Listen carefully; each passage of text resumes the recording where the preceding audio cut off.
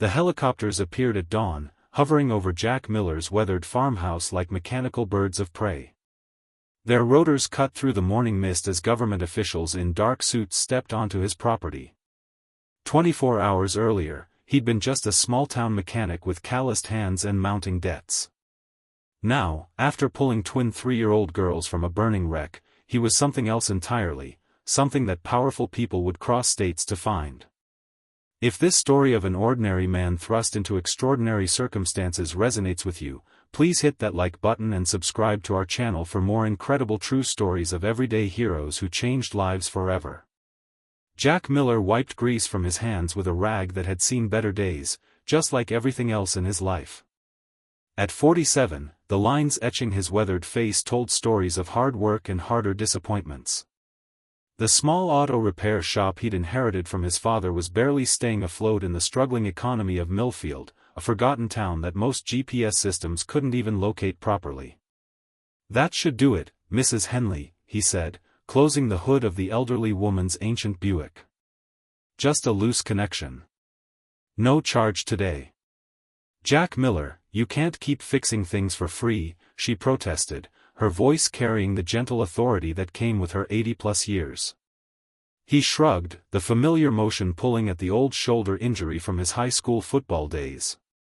"Consider it payment for those apple pies you brought over when Sarah was sick."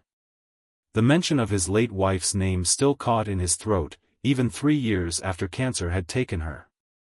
The medical bills had nearly bankrupted him, and the farm they dreamed of turning into something special sat half-renovated, a monument to interrupted plans. Mrs. Henley patted his arm. "You're a good man, Jack. Too good for your own financial well-being." She glanced around the nearly empty garage. "Business still slow?" "It's picking up," he lied, not wanting her to worry. In truth, he was 2 months behind on his mortgage, and the bank had started sending letters with increasingly threatening language. After Mrs. Henley left, Jack locked up the shop early. It wasn't like he was turning away customers, and the long drive home along County Road 22 was best done before dusk, when the deer emerged from the woods and turned the winding road into a hazardous obstacle course. The late September air carried the first hints of autumn as Jack's old pickup truck rumbled along the familiar route. The radio crackled with static between country songs, and he absently reached to adjust it when a flash of light caught his eye. Ahead, where the road curved sharply around a stand of oak trees, something was wrong. Very wrong. The guardrail was broken, and flames licked upward from the ravine below. Jack slammed on his brakes, the truck skidding to a halt on the gravel shoulder. Without hesitation, he grabbed the fire extinguisher he kept behind his seat and scrambled down the steep embankment. A silver SUV lay on its side, the front end crumpled against a massive tree trunk. Flames had already engulfed the engine compartment and were spreading rapidly toward the passenger cabin. Through the smoke, Jack could see a woman slumped over the steering wheel, motionless. "Hey!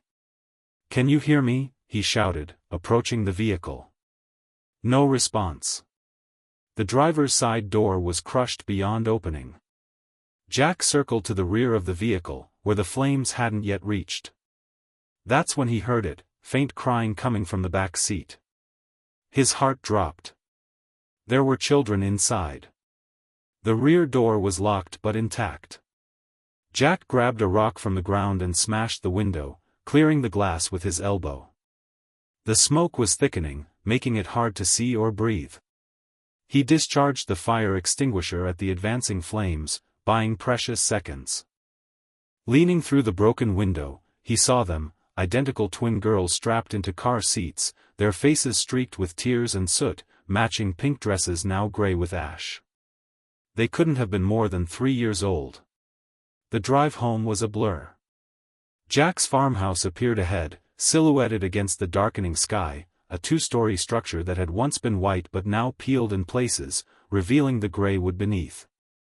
The barn needed a new roof, and the fields that should have been productive lay fallow. It was a place of faded dreams and quiet resignation. He showered, treated his burns with the first aid kit Sarah had always kept meticulously stocked, and collapsed into bed. But sleep wouldn't come. Every time he closed his eyes, he saw those little girls' faces, heard their cries, felt the heat of the flames. Around midnight, his phone rang. It was the sheriff's office. "Mr. Miller? This is Deputy Collins. I'm sorry to call so late, but there's been a development in the accident case." Jack sat up, instantly alert. "What is it?" "We've identified the driver. Her name was Elena Vasquez, 32 years old. She was a research scientist at Northfield Laboratories." "Was?" Jack caught the past tense immediately. "Yes, sir. The medical examiner confirmed she died on impact, before the fire." Jack closed his eyes briefly. At least she hadn't suffered in the flames. "What about the girls? Her daughters?" There was a pause on the line. "That's the complicated part, Mr. Miller. According to our preliminary investigation, Dr. Vasquez was in protective custody. She and the children were being transported to a secure location when the accident occurred." "Protective custody? What does that mean?" "I'm not at liberty to share all the details, but it appears she was involved in some sensitive research. There's concern that the accident might not have been an accident." Jack's mind raced. "Are the girls in danger?" "They're safe for now. They're at Millfield General Hospital under guard." The deputy hesitated. "The thing is, Mr. Miller, they're asking for you. They're traumatized and won't respond to the social workers. The older one, Lily, keeps saying your name." A lump formed in Jack's throat. "I'll be right there." The hospital was quiet at that late hour, the fluorescent lights casting an unnatural glow over the empty corridors. Deputy Collins met Jack at the entrance to the pediatric ward, where two uniformed officers stood guard. "They're in there," Collins said, nodding toward a room. "The doctor says they're physically fine, just some minor smoke inhalation. Emotionally, though." Jack entered the room quietly. Two small beds had been pushed together, and the twins lay curled around each other, a protective tangle of identical limbs. Lily's eyes opened as he approached. "Jack," she said, her voice small but certain. "I'm here," he replied, pulling a chair close to the bedside. Rose stirred, her thumb finding its way back to her mouth as she regarded him solemnly. "The bad men hurt Mommy's car," Lily whispered. Jack exchanged a glance with Deputy Collins, who had followed him into the room. "What bad men, sweetheart?" "The ones Mommy was running from. She said we had to be very quiet and very brave." Collins stepped forward. "Lily, did you see these men?" The little girl shook her head. "Mommy saw them. In the black car. She was scared." Rose removed her thumb long enough to add, "Mommy said her work was dangerous. That people wanted her special medicine." Jack felt a chill run through him. These weren't the ramblings of confused children, there was something specific in their words. A doctor entered, followed by a woman in a business suit who introduced herself as Karen Winters from Child Protective Services. "Mr. Miller, I understand you're the one who rescued the children," Ms. Winters said. "We appreciate your concern, but it's late, and the girls need rest." "They seem comfortable with him," the doctor observed. "That's more than I can say for their reaction to anyone else who's approached them." Ms. Winters frowned. "Nevertheless, protocol dictates." "I want Jack to stay," Lily interrupted, her small voice surprisingly firm. Rose nodded vigorously in agreement. The social worker sighed. "Perhaps just until they fall asleep." Jack sat with the twins, holding their hands until their breathing deepened and they drifted off. As he stood to leave, Deputy Collins motioned him into the hallway. "There's something else you should know," Collins said in a low voice. "Dr. Vasquez left a letter with her personal effects. It was addressed to the person who finds my daughters." He handed Jack a sealed envelope. "The FBI agents who arrived an hour ago wanted to take it, but technically, that's you." Jack stared at the envelope. FBI. What the hell is going on? Above my pay grade, Collins admitted.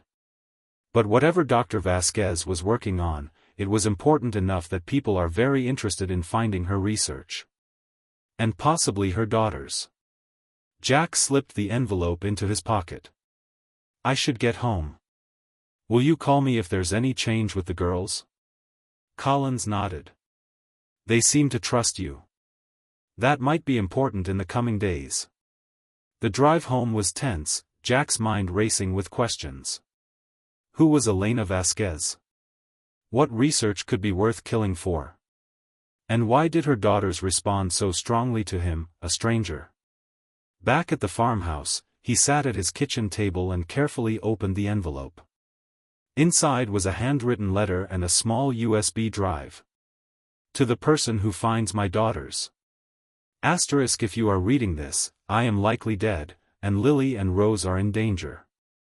My name is Dr. Elena Vasquez, and until recently, I was a senior researcher at Northfield Laboratories, working on a classified project involving genetic therapy for immune disorders, asterisk.